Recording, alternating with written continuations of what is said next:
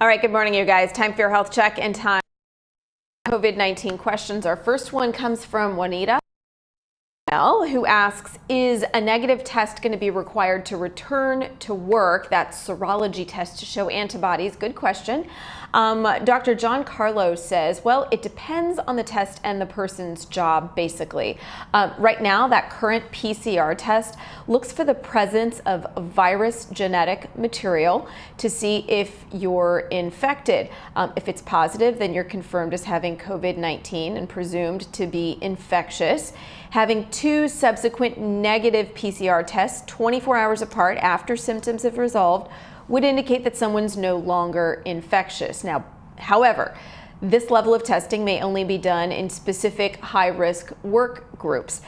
The newly approved test is different and looks for your antibodies to the virus. If it's positive, then you'll likely have a COVID-19 infection or had one previously. A positive antibody test after symptoms are completely resolved could indicate that you're immune to COVID-19, which means that you could be protected from getting it again. Again, these are kind of falling under that column of what we think we know. More studies and experience certainly needed before we make the conclusion of immunity. All right, our next question is from Robin via Twitter, who says, I'm curious about medical costs here in the U.S. It is incredibly expensive to be hospitalized in the ICU. Where do we stand at this point? Great question. I asked Dr. Clint Haley, infectious disease specialist from Baylor Scott & White Health, who says for the uninsured, a hospital stay can cost tens of thousands of dollars. While costly, payment plans can be arranged. So please don't let this delay you from going to the hospital, particularly if you develop significant shortness of breath, as early intervention is key with COVID-19 and really could save your life. And our final question comes from Paul via Instagram, who asks, will this coronavirus be like the flu and come back each year, and can it mutate to other types?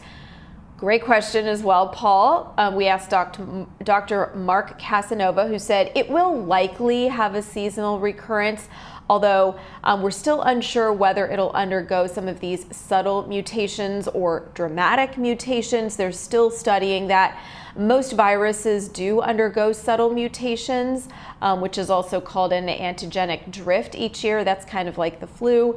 And we've seen some mutation with this virus, but again, still being studied, still too early to say exactly what will take place.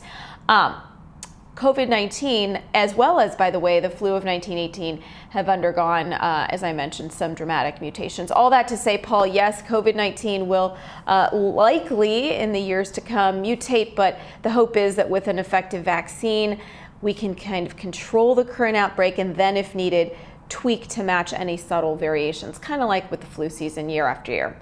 So thank you guys for your questions. You're welcome to keep them coming if you have them. You can follow me on social media and ask them that way, or just email me.